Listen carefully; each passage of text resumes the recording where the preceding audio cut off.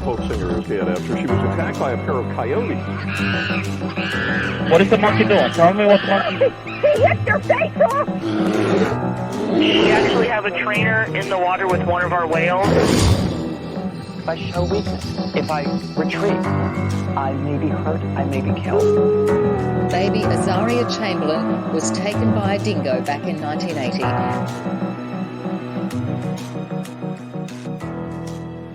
Hello.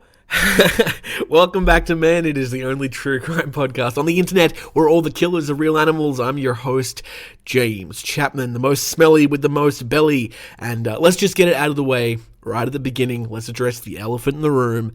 I know you're sitting there and thinking it. I know you're sitting there thinking, man, James's voice sounds really sexy this week and really deep and almost monotonal. And on all three accounts, you wouldn't be wrong. But it isn't for an unfortunate reason. I am sick yet again. The immune system gods have struck me down. I'm getting punished for something. I swear to Christ, Sheila. I really am. No, I don't know. I've got something. It's going around in my area. Everyone's getting sick. I don't think it's COVID.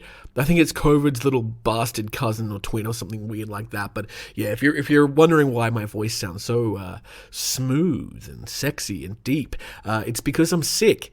And, you know, I feel terrible. I feel awful. I'm tired. I'm dizzy. But the one benefit of having whatever this is that I am uniquely able to benefit from is it makes my voice sound great. It's great for podcasting. I feel like I get sick so often. I probably have spoken about this before, but I wish there was some kind of invention, like a tablet or a pill or something that you could just take, and it would just make your voice sound like you get sick temporarily. You just get the voice from the sickness. Yeah, I'm feeling pretty sick. I have shin splints. That's pretty dog shit. I don't know if you've ever had that. I'm doing I'm sure you guys know the musical Billy Elliot, but the little kid who does a dance. I'm doing Billy Elliot, and I'm in that, and I have to tap dance, and I'm not good at it. Don't expect me to be good at everything. I'm not good at that. But yeah, one of the unexpected side effects of tap dancing in Billy Elliot is I now have shin splints, which it sounds like bits of when I first heard, when someone said, oh, you probably have shin splints, I'm like, oh, does that mean that like bits of my shins, like shards of my shin bones, my ankles are sort of coming off and are digging their way into my muscles? And that's not it. It's just an inflammation of like the muscle tissue around the tibia, I think. That's the bone, I think. I'm not a bone expert, guys, okay? God damn you. I'm not a bone man. I'm not the bone king. What's going on? Oh, in addition to like all that, if you hear this, that's my little thermos full of ice water, because it's hot right now. It's 37, it's 38 degrees. I just checked that. It's 38 degrees where I am right now, and it's not a very cold house.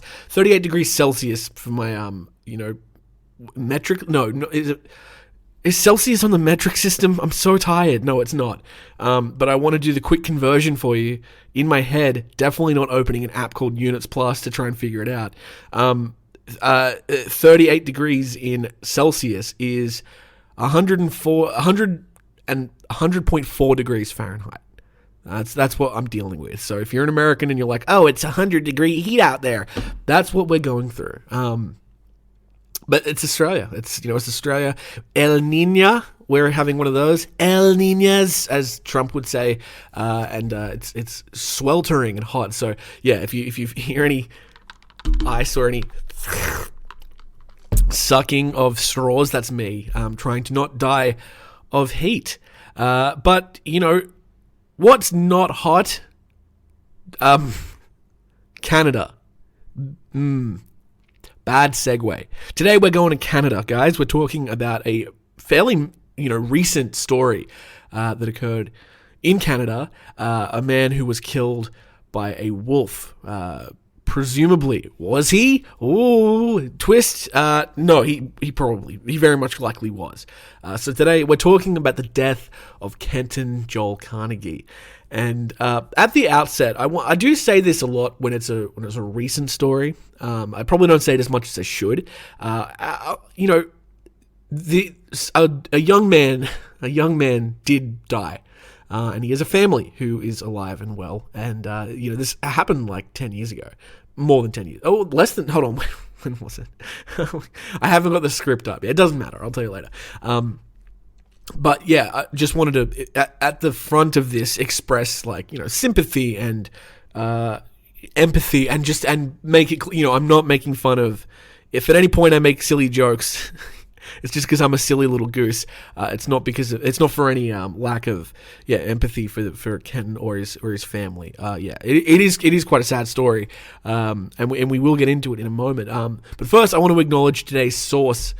So I've wanted to do this story for a while. I've known of this story for a really long time. There's a lot of the reason I haven't done it is because there's there's a lot of information out there. Actually, there's a lot of sources to go through and all that kind of stuff. But what I wanted to do, I read an article about it probably a few years ago and was like, that'd be a good story. I kind of got a little bit overwhelmed actually by the amount of information there is. It's and a lot of that is to do with a person by the name of Dr. Valeris Geist. They wrote an essay, and it's up on BooneCrockett.org. Boone and Crockett Club, Pioneers of Conservation. So that's the primary source today, and I'm going to be completely honest at the outset. The essay is so comprehensive and good and great that a lot of this is I have changed some stuff up. I'm virtually going to just be reading the essay to you because it's such a valuable source. So we'll get into that, but I just want to say at the out front that is the main source for the episode today. And please don't sue me, Dr. Valeris Geist or BooneandCrockettClub.com, BooneCrockett.org. It's I just don't want to get sued. I don't want this episode to get taken down because I'm leaning so heavily on this essay, but it is so comprehensive, and there's no point in muddling around that. It is great. So we will stop and start, but just so you know, that's primarily where this is all coming from. So I think that's all the sort of housekeeping stuff I have to get out of the way at the beginning. So let's talk about the unfortunate death of Kenton Joel Carnegie.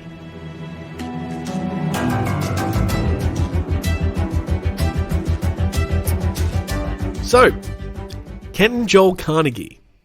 He was a 22-year-old Canadian geological engineering student from Ontario, Canada, on a work term from the University of Waterloo. He died in a wild animal attack whilst he was walking near Points North Landing in Saskatchewan, Canada. Waste dumping had attracted black bears and timber wolves to the region, timber wolves being a subspecies of the North American grey wolf. Now, according to a trucker who had said that he'd met Carnegie in a cafeteria a few days before his death, he had passed around close-range photographs of large wolf pups that had approached him during walks in the nearby woods, and he'd been warned by the trucker that such encounters were extremely dangerous. A bush pilot also said that he'd warned Carnegie about an incident in which adult wolves had menaced others walking outside the camp, but Carnegie's family said he would not have taken the risks if he was warned. After reviewing evidence, which included wolf tracks left around the body, the finding of the coroner's inquest was that Carnegie indeed had been killed by a pack of wolves. If this is true, it would make his death one of the first verified cases of fatal wild wolf attacks in North America.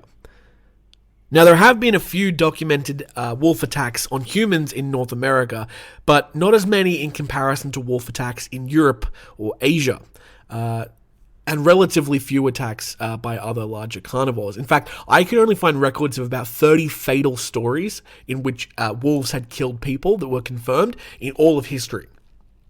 And that is an episode we will go through on another date. Kenton Joel Carnegie's death is probably one of the most well-known and documented of these cases of wolf-human fatal contact. So, here's what happened. The story takes place in Points North Landing in the province of Saskatchewan, Canada. It's a service centre for uranium mines. Prior to the attack on Carnegie, timber wolves and black bears had fed on camp refuse and were seen often nearby. 10 months prior to Carnegie's death, a lone wolf attacked a 55-year-old uranium miner named Fred Desjardins. Sorry, I'm dying. Who was jogging home from work in Key Lake. He wrestled with it until a busload of his colleagues arrived to rescue him by frightening the wolves away. They subsequently took Fred to a nearby medical facility. A few hours later, Key Lake Airport medical workers airlifted the man to Saskatoon's Royal University Hospital, where he had a series of rabies treatments. After the assault on this man, Camco built an electric fence around Key Lake's landfill to prevent further predatory animal assaults on miners. Authorities hunted and shot the wolf that attacked the man, and they tested the wolf's bodies for rabies, but the test was negative. Kenton Joel Carnegie was in a university co-op program that allowed students to gain first-hand experience from visits to mining operations. He was flown into Points North Landing, a mining camp close to the Wollaston Lake in North Saskatchewan. Bad weather had delayed his return. On November the 4th, 2005, Todd Svarskov, a experienced bush pilot, and Chris Van Gelder, a geophysicist, two of Kenton's camp companions, had an encounter with two aggressive wolves on the airfield close to camp. The two young men beat back the attack, photographed the wolves, and told everyone in the camp. The incident was apparently belittled, even though 2 days before Kenton was killed, the young men were warned at a dinner at a local lodge by an experienced Northernman, Bill Topping, who was a part-time car pilot, that is a guide who leads heavy trucks through the labyrinth of dirt roads in North Saskatchewan. He admired the pictures and told his guests that they were actually lucky to be alive. In the fall and early winter of 2005 at Point North Landing, there was evidence for circumstances facilitating an attack on humans by wolves, followed by the predictable exploratory attack by wolves on November 4th. That is, the events leading to the death of Kenton Joel Carnegie follow the pattern predicating attacks on humans as described for wolves and earlier for urban coyotes targeting children in parks. It is a pattern of increasing observations of and habituation to humans, followed by boldness and attacks on pets and livestock, followed by closing in and testing humans with skirmishes prior to the fatal attack. Both species of canids explore alternative prey in much the same manner. Unfortunately, nobody recognized the growing danger. Moreover, how wolves target people was not a question asked by current wolf biologists, probably due to the overriding belief that wolves do not attack people. 4 wolves at Points North Landing had begun feeding on camp refuse that fall and were habituating increasingly to human activities. November 8th, 2005, at about 3:30 p.m., Kenton Carnegie notified Van Gelder that he was going for a walk along the lake and expected to return 90 minutes later at about 5 p.m. Kenton had gone to the west shore of Wollaston Lake before when going fishing. This area is isolated and not open to unauthorized traffic. At about 6:15 p.m., because Kenton failed to appear for dinner, Chris Van Gelder and Todd Varskov began to search for him, but they could not find him within the camp boundaries. Todd saw Kenton's tracks in the fresh snow leaving the camp, but not returning.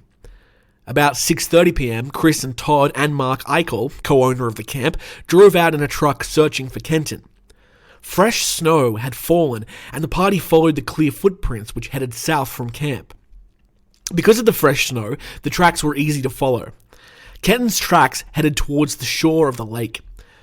When Eichel and his companions encountered wolf tracks, they reversed. They headed back to camp for Eichel to receive his rifle, a more powerful flashlight, and a radio. Now, it's worth noting there were no domestic dogs at North Point Landing, but if they were, they would have brought those as well. The party then drove to a nearby cabin, thinking Kenton might be there, but found nothing, including no footprints. They returned by the truck to where they had left off, and soon saw that Kenton's footprints left the road and headed down a trail towards the lake. There were wolf tracks on the trail. They saw Kenton's footprints doubling back and found a concentration of wolf tracks. Mark Eichel shone about with the flashlight and saw what he thought was a body. He ordered everyone back to the truck, not wanting the others to see the sight. Neither Todd nor Chris ever saw Kenton's body. On the way back to camp, Mark Eichel called on the radio to Robert Dennis, an employee of the camp, a long-term resident of the North and an experienced hunter. Robert realized something tragic had definitely happened and contacted his wife, Rosalie Tassani Burseth, who was the local coroner at Wollaston Lake, and asked her to contact the Royal Canadian Mounted Police. Next, Chris Van Gowler called the Mounties from camp, and the company office was notified. At about 7:30 p.m., Eichel and Burseth returned by truck to check on Kenton. Eichel believed that Kenton was dead, but he wanted to make sure that his mind was not playing tricks on him, and he wanted to get a second opinion. They parked the truck and walked down the ridge on the edge of the lake, noting many wolf tracks. Mark Eichel shone with the flashlight, and both could see Kenton's body. They saw exposed flesh and ribs from the belt up. The pants appeared to be on. Eichel and Burseth approached within 30 feet. They stayed only a couple of minutes and returned to camp to await the police and the coroner, who arrived at about 7:35 p.m. Now, neither Robert or Mark Eichel ever returned to the body until they went there with the RCMP constable Alphonse Noe and coroner Rosalie Tassani Burseth. Kenton's body had been moved from where Mark Eichel and Bob Burseth had seen it 2 hours earlier. The distance moved was about 20 yards. Officer Noe's hand-drawn map indicating the body was dragged 20 meters, a distance which he paced out the next day. Now, a little bit of information. Wolves do often move their kills. Records of wolves moving a carcass over a mile do exist. Farmers regularly see this behavior when their domestic sheep have been hunted, and wolves moving human bodies have been observed many times in history throughout Europe and Asia. When they went back to the body, they realized much more of the body had been consumed. There was no clothing down to the knees. Asked by Constable Noe what had consumed the body, Burseth stated he believed it was likely wolves. Asked by Constable Noe what kind of tracks Burseth had seen on location, Burseth replied he had seen only wolf tracks, likely ruling out an attack from a bear or other predator. Now, there had been 4 wolves running together about camp earlier, a black one, a white one, and 2 tan grey ones. The 4 had been seen on the runway close to camp on the day before, on the 7th of November. Burseth also saw 3 wolves running across the lake towards the kill site at about 7:45 a.m. on the morning following Kenton's death, that is, on the 9th of November. Eichel confirmed that 4 wolves had been seen near the camp and garbage dump site. At about 9:50 p.m., Constable Noe and the coroner began securing and inspecting the site. Constable Noe took the lead, and the coroner and Bob Burseth and Mark Eichel followed him in single file. Now, moving in single file minimizes disturbances to the original tracks. It's also useful for, preventing further attacks from wolves. As Constable Noe approached the site of Kenton's body, he saw 2 wolves near the body. He refers to sighting these 2 wolves repeatedly in his report and in conversations with others. He discharged 2 rounds from his shotgun into the air to scare away the wolves from the body. Constable Noe noted many wolf tracks on the land and on the snow of the frozen lake. Constable Noe ordered Burseth and Eichel to remain on the trail while he and the coroner went in to examine Kenton's body. Eichel was instructed by Constable Noe to discharge his rifle into the air, as the wolves could be heard in the bushes near the body. Bob Burseth made a fire from the trail, certain it would keep the wolves away. Constable Noe and the coroner examined and photographed the body and surroundings for 40 to 45 minutes. Then, Constable Noe called Constable Marion on a satellite phone and advised him of the condition of the body and the wolves in the area, at which point Constable Marion authorised the removal of Kenton's body and the return of the party to Points North Landing. With the assistance of Eichel and Burseth, the coroner and Constable Noe placed Kenton's body in a body bag, which was tagged by Constable Noe with a time and date. At that time, Constable Noe discovered that his GPS unit was missing, and searched the immediate area for the last resting site. He instructed Eichel to ensure that nobody be allowed to enter the area, and was assured by Eichel that only Camco employees may use the road between their mine, which was at Cigar Lake Mine, and the Points North Landing, and that they'd been instructed not to get out of their vehicles close to the camp. Constable Noe next took down witness statements. The following day, November 9th, 2005, at about 1 p.m, Constable Noe, Coroner Tassan Burseth, and Bob Burseth attended again to the scene in daylight, taking pictures and analysing the scene. Here are their joint results, as summarised by the report by Constable Noe. Number 1. The footprints of Kenton heading south were followed by a wolf who stepped into Kenton's footprints. This wolf had thus cut off Kenton from the camp, as the two wolves had tried to do on November 4th with Chris and Todd. Constable Noe surmised that this wolf was following and possibly stalking Kenton. Number 2. Constable Noe followed Kenton's footprints south past the kill site, which went for a distance of about 60 to 80 metres, undisturbed by the previous day's activities. Here, Kenton was on the shoreline. Noe surmised that Kenton, at this point inside of camp, may have been trying to get someone's attention at the camp, as there was a clear line of sight to camp. Number 3. At this point, wolf tracks converged on where Kenton stood, so says the report by Constable Noe. The wolf tracks were coming from the south along the lake shore. Several wolves approached from the south, while one approached from the north. That looks like a hunting strategy executed by the wolves. Since several wolves approached Kenton from the south and one wolf from the north, there must have been at least 2 wolves involved. He was thus killed by at least 3 wolves and possibly by all 4. Number 4. Here, Kenton's footprints turned back towards the road, that is, up the trail heading north towards the camp. Number 5. From here, it is 10 to 20 metres along the trail before the snow is disturbed, indicating an altercation. Constable Noe noted that the snow was disturbed as if someone was rolling in the snow. Number 6. Footprints now head across the trail a little ways into the muskeg shrub. The footprints indicate that Kenton was now running. He was half on the trail, half on the muskeg. There were lots of disturbances in the snow. Number 7. From here, it is a short distance north to the kill site where the body was first discovered along with pieces of clothing. When seen a second time, the body was dragged about 20 yards away. And number 8. In between where the two sites were, the tracks indicated that Kenton stood and shed a lot of blood. Photos indicate considerable blood loss. A third place indicates that he stood and dripped blood. The search party found the body there.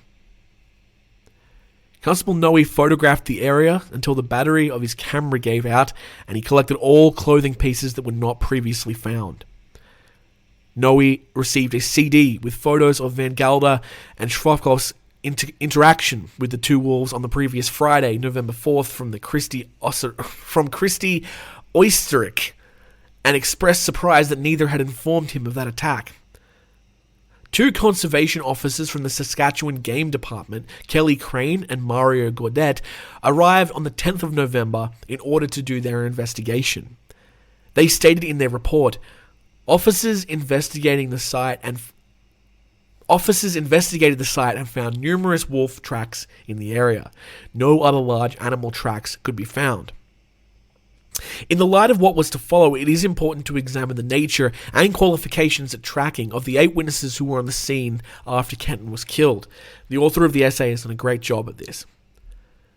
So, the first and one of the most important witnesses was Mrs. Rosalie Tassani Burseth, who was not only the coroner for the Wollaston Lake, but also the chief of the Hatchet Lake Band and the director of education. She has 3 university degrees, is working on her doctorate in sociology, and has a long career in public service. She grew up in the northern bush where her family was still nomadic and fully dependent on their skills at hunting, fishing, and trapping, and was tutored by her father in tracking. This articulate, humorous grandmother still goes hunting. Royal Canadian Mounted Police Constable Alfonso Noe is, like Chief Tasani Burseth, a native and a hunter and a long-standing northern resident. He produced a detailed report based on his and Miss Tasani Burseth's on-the-spot investigations, as well as questioning all witnesses to the scene.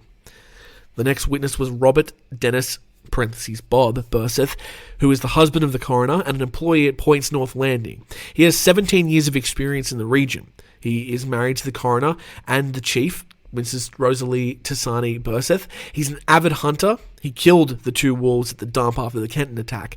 He shoots bears that become a nuisance at the camp as well. Todd Svarskov, aviation officer and a well-known bush pilot, employee of the Sanders Geophysics Ottawa, working out of the camp. He testified at the coroner's inquiry that he had warned Kenton against going out. Mark Eichel was the co-owner of the camp, which is called Points North Landing, and is an experienced outdoorsman and hunter. He shot the 3rd wolf about 250 to 300 yards away after the Kenton attack. He claimed he would have seen a bear if it had been in the area. None had seen one for at least a month. Chris Van Gulder, geophysicist and employee of Sanders Geophysics, Ottawa, who was also working out of the camp. And finally, Kelly Crane and Mario Gaudet, who were conservation officers, they also examined the site on the 10th of November. And they noted that any black bear moving in or out of the site near Kenton's body would have been detected by the crisp snow by these men. Now, you might be wondering why the author of this essay brings up the fact that it was not a bear. No bear tracks were found. It was definitely a wolf.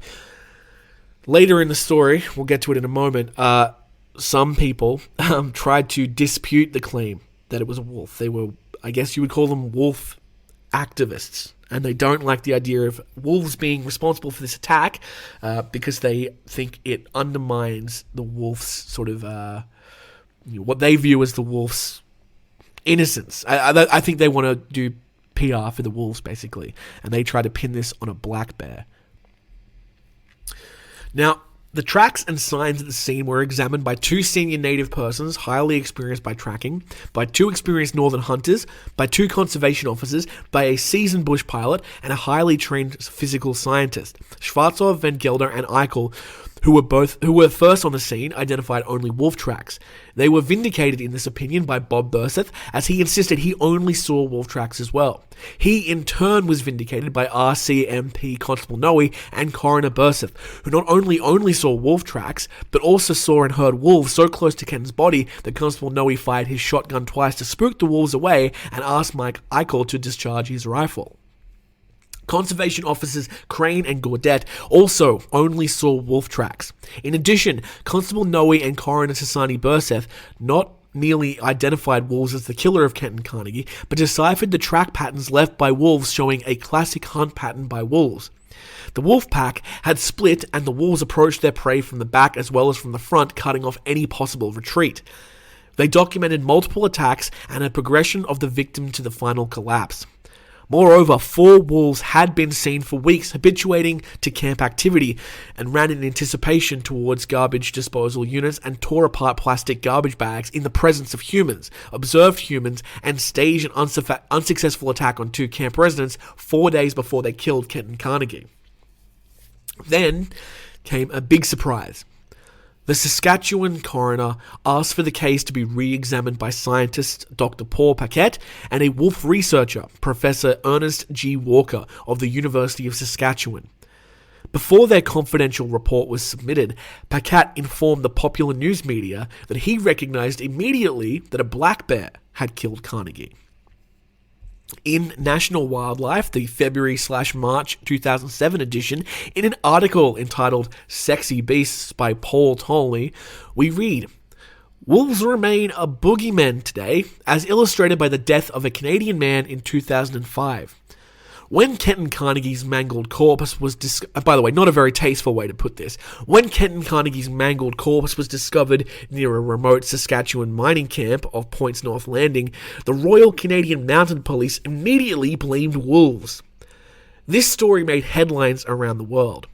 But when noted wolf biologist Paul Paquette of the World Wildlife Fund investigated, he recognized immediately that a black bear had indeed killed Carnegie. The problem was bias. Right from the start, Paquette says. When I looked at the photos, I immediately saw bear tracks, Paquette says.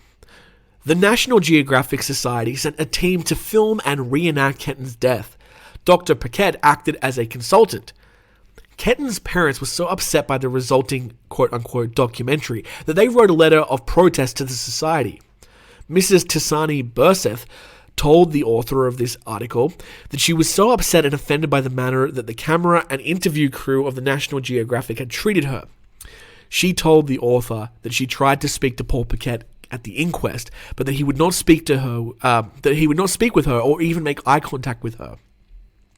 Victims of the wildlife tragedies in North America tend to be blamed for the events, and it was not different in Kenton's case.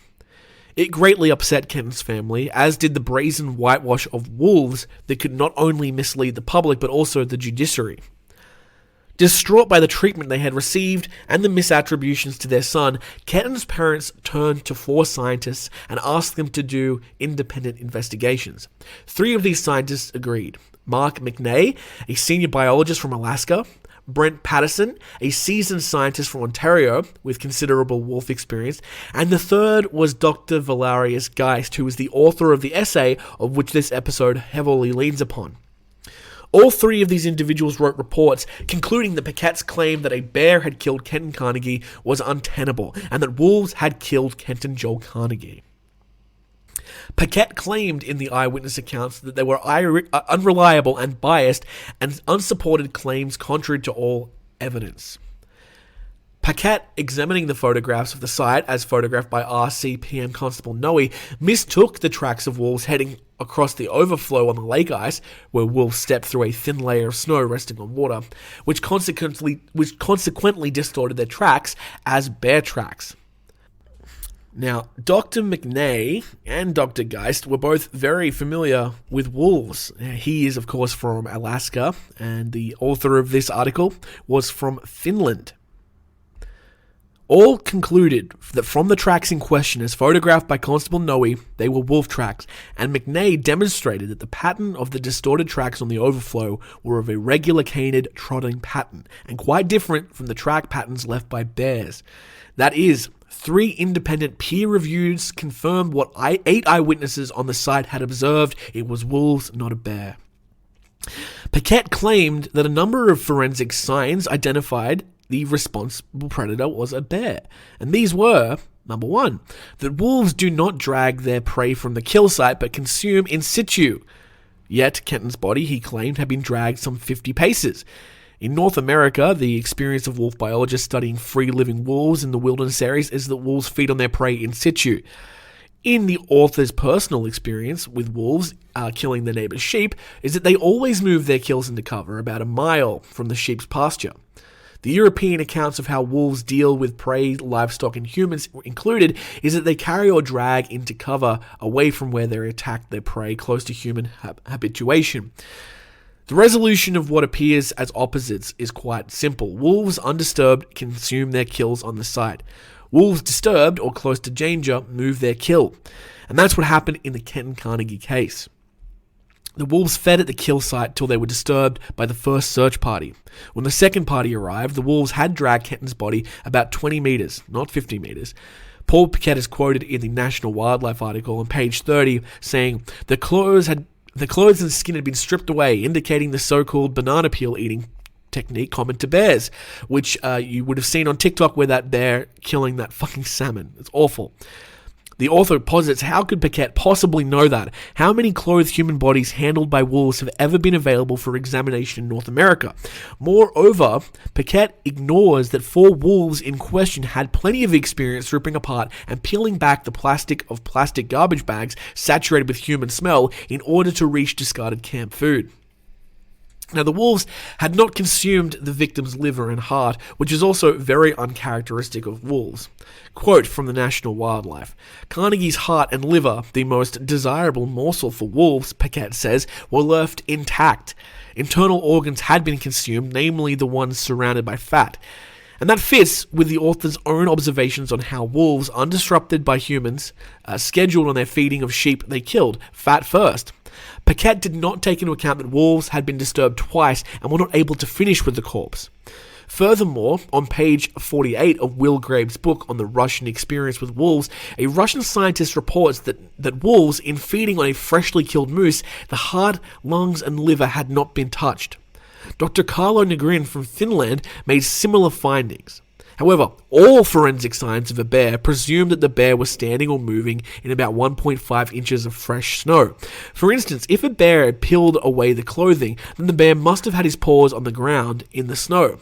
Also, the bear must have moved in on the kill site, leaving tracks, dragged the body away, leaving tracks, ran away when the first search party arrived, leaving tracks, returned to the area, leaving tracks, and then left again when the second party arrived, again leaving tracks. And the bear would have done so all on land. There would have been massive bear track signs of multiple entries and exits and the massive trampling around of the body. It is clear from all photos and all forensic evidence that there were no bear tracks. A Finnish colleague spontaneously did identify a lonely fox track beside the wolf tracks. And the question has to be asked, if they were able to find a fox track in all that snow, and foxes are very small, how could they possibly have missed something as massive as a bear? All the forensic signs pointing to bear as proclaimed by Paquette are thus misidentifications, as the only bear that could have left such signs at the site of the tragedy must have been suspended in mid-air, as none of his paws reached the telltale snow. Furthermore, Paquette's repeated insistence that his approach alone was in the spirit of methodology and science was shown and was supported by superior evidence has demonstrably no basis, as shown by 3 peer reviews and the coroner's inquest. Moreover, Paquette failed to notice that the wolves involved were not merely habituating, but were targeting people as prey. Wolves do this in the very same manner as a coyote does in an urban park when targeting a child. Both canids explore humans very cautiously. And then over a protracted time period before mounting the first exploratory attack, which 2 wolves had done 4 days before Kenton's death, ironically, while coyote biologists recognize that smaller coyotes will target people as prey, those studying free-living wolves were denying that wolves were a danger to people. While the behavior of wolves thus signaled a disaster waiting to happen, nobody recognized it as such even after the failed wolf attack on Van Gelder and Schwarzkopf 4 days prior to the attack on Kenton. The belief in the harmlessness of wolves was firmly entrenched.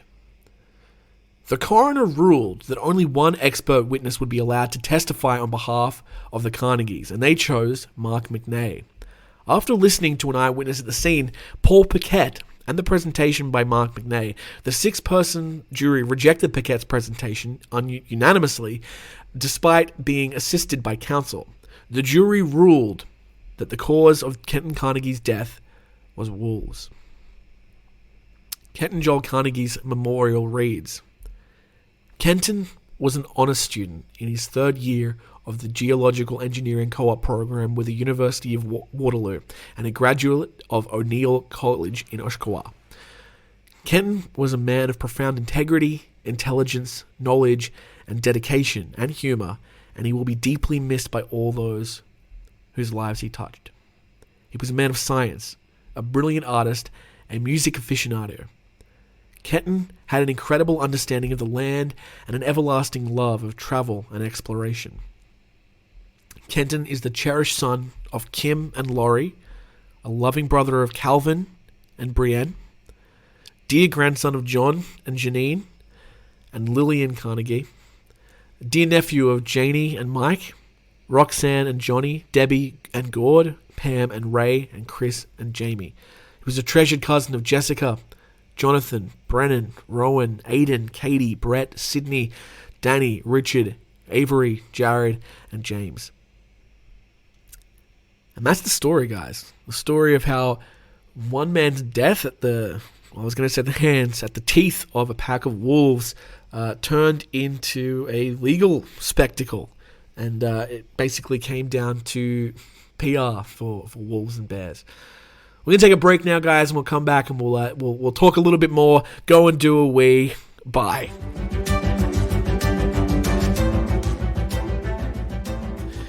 And we are back, guys. I hope you enjoyed that story, and thank you again to the, what was it, the Boone, the Boone Conservation, what was it, let me find that website again for you, the Boone and Crockett Club, that's right, booneandcrockett.org. Thank you again to them for the essay which this episode was based off.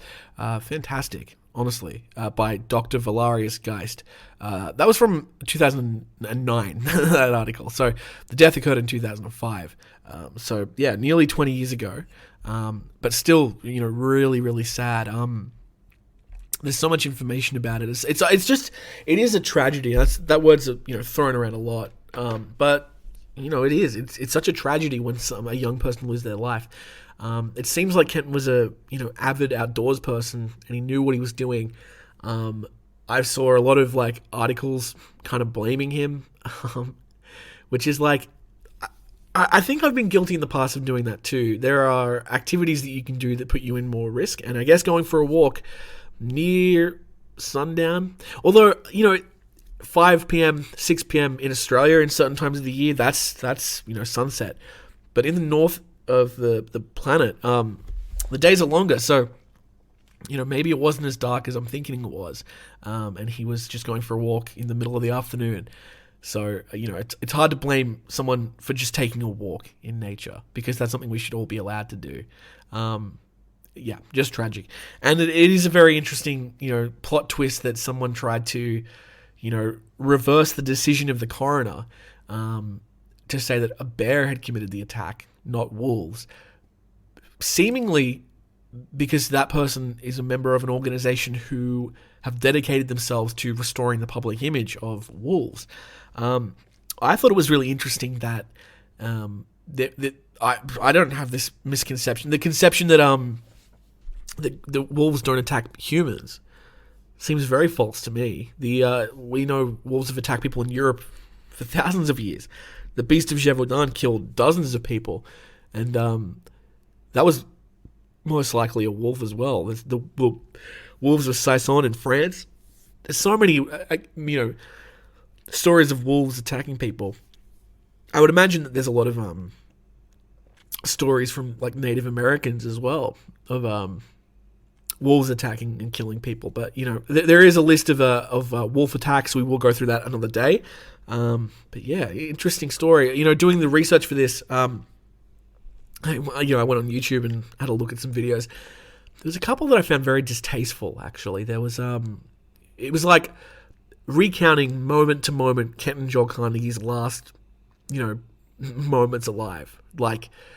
He saw the wolves and he panicked and he said this and he did this, and there's just no way you could ever know that. We don't know what he was feeling or thinking in the last moment. I just find it very disingenuous and kind of very morally ambiguous to make YouTube commentary. I know that true crime is in this weird nebulous place at the moment, where it's is it ethical, is it not? We had all the stuff with the My Favorite Murder Girls kind of getting in trouble, and there's stuff going down on a lot of true crime podcasts. Is it ethical to create content based on the suffering of others? And it's a question, it's a valid question. I don't know the answer. It's something I do. I make content based on the death of other people from animals. And it's something I wrestle with. But then I look at what other people are doing. Like that YouTuber that was stepping through moment by moment every emotion the guy was feeling when he died. To me, that's very ethically dubious. You don't know what was in his head. You're just making it up. At least with this episode, for example, I'm just reading off an essay of someone who was intrinsically involved in the story. So, yeah, very interesting. Okay, guys, we're going to talk about the Scratch of the Day now. Scratch of the Day time, yay!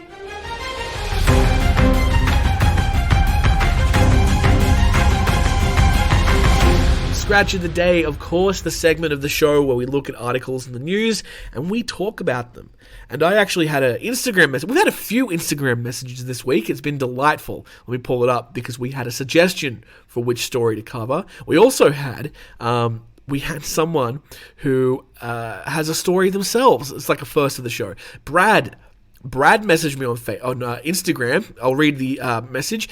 Hey man, great job with the podcast so far. I listened to yours and Last Podcast on the Left mostly. That is fantastic. Last Podcast on the Left is my favorite, so that's good company to be in. Although there's a bit of last podcast and a lot of drama. I don't know if you guys know, but yeah, I'm not going to get into it. But one of them's gone, and he got himself in trouble. Okay. Brad goes on to say, I was wondering if you were going to discuss the somewhat recent shark attack in Egypt.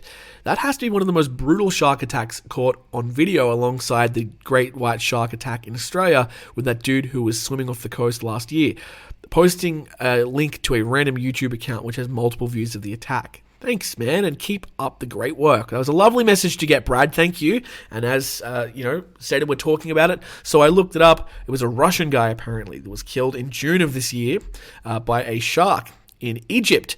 So we're going to read that story. It's about 3 months old. It's more than 3 months old, sorry. So, keep that in mind. We missed this story. Maybe I talked about it in passing, but I don't think we, really did an in-depth thing. So this is from theguardian.com, and the article is written by... It doesn't say. Does it say? It doesn't say. Sorry, can't give you credit if you don't put the names. Headline reads, Russian man dies after being mauled by shark off Egyptian Red Sea coast. Authorities close off 46-mile stretch of coastline after a man was attacked by a tiger shark near Hurghada. A Russian man has died after being mauled by a shark off one of Egypt's Red Sea resorts, Egyptian and Russian authorities have said. Egypt's environment minister said the man was killed on Thursday after being attacked by a tiger shark in the waters near the city of Hurghada. Authorities closed off a 46-mile or 74-kilometer, for us normal people, stretch of the coastline, announcing it would be remaining off limits until Sunday. The ministry later said it had caught the shark and was examining it in a laboratory to try and determine the reasons for the rare attack.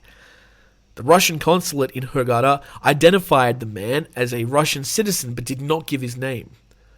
Russia's TASS state news agency said the person killed was a Russian man born in 1999 who lived in Egypt full-time and was not a tourist. A video circulating online, purportedly of the attack, shows a man thrashing about in the water before being repeatedly attacked by a shark circling around him, then being dragged under. A diver who arrived at the scene just after the attack said people had rushed to help the victim after a lifeguard from a nearby hotel raised the alarm, but they were not able to reach him in time. A statement posted on its official channel on the Telegram messaging application, the consulate urged Russian tourists to be vigilant when in the water and to strictly adhere to any swimming bans imposed by local authorities. Shark attacks are rare in the Red Sea coastal regions. In 2022, however, 2 women, one Austrian and one Romanian, were killed within days of each other in shark attacks in Hurghada. Egypt's Red Sea resorts, including Hurghada and Sharm el-Sheikh, boast some of the country's most renowned beach destinations and are popular with European tourists. Divers are attracted by the steep drop-offs of coral reefs just offshore, which offer a rich and colourful sea life. Egypt, in recent years, has sought to revive the vital tourism sector hurt by years of political instability, the coronavirus pandemic, and the war in Ukraine. Tiger sharks are a large species that reside in the tropical and temperate waters. They are among sharks most cited in the International Shark Attack File for unprovoked attacks on humans, along with the great white shark and the bull shark. There you go. Interesting. There you go. I mean, that's, really interesting story. Wild. Unfortunate. There you go. Thank you, Brad, for suggesting that. Oh, I will watch the video. Hey, guys, why don't we watch the video together? This is just an ad for Domino's, but I'm going to turn it down because they're not paying me for it. So, we'll watch the video. I want to let you know that this is actually pretty difficult to watch. Okay, thanks, Night Dangers. This happened in Egypt. All right, I'm not going to listen to his commentary. I'm just going to watch it. So, interesting. Okay, well, the YouTube video states that the victim was a Russian tourist named Vladimir Popov. So I may have read the wrong story because apparently he wasn't a tourist, but he was 23. Which would 23 years old be putting him in 1999? I don't know. Doesn't matter. Maybe this is unrelated, but let's watch a video. So it's a dude in the water and he's splashing around. Oh god, his legs went up. He got grabbed by the top of his body and pulled under. He's back up and he's swimming to shore. It looks like there's blood in the water. It does. Oh, okay. We've got the classic dorsal fin going behind him. Those dorsal fins are quite rounded. They're not very sharp like a great white shark's would be, which is why tiger shark might be identified from that. The shark has gone in front of him now. It looks like it's grabbed him again. The camera's out of focus. Oh god, the shark is munching on him now. It's thrashing in the water with him. It's on its side. He hasn't come up to the surface for a while now. He might be gone. A boat has just pulled over. Oh, there's another resort cam. He's not that far out from the pier. Yeah, wow. Brutal. Oh, they've synced the cameras up now, so I can see both at once. Yikes. Oh, yeah. No, he's gone. Yeah. You're right, Brad. That is they've got the shark. They've fished the shark out of the water. That is a brutal story. Wow. Yikes. Yeah, thank you to Brad for sending that in on the Instagram. Another Instagram message I got was from a fan, which is lovely. Probably one of the best messages I've ever received. I'm going to read it to you out loud. I hope he doesn't mind this. He says, in all caps, Jimbles, good sir. I like that. Jimbles. That's very nice. Maybe I'll just go by Jimbles from now on. I like that. North American fan from West NC. I believe that's North Carolina, but correct me if I'm wrong. This is where it gets great, guys. North American fan from West NC. There's a fucking black bear eating my trailer. I'd love to send you pics and update you on his potentially exploded cranium. Wild. What a fucking nuts thing to say to a stranger, but I love it. Thank you so much. We went back and forth for a little bit. He sent me some photos. Basically, his trailer, the underpart of his trailer had been torn apart. And he says that... What does he say?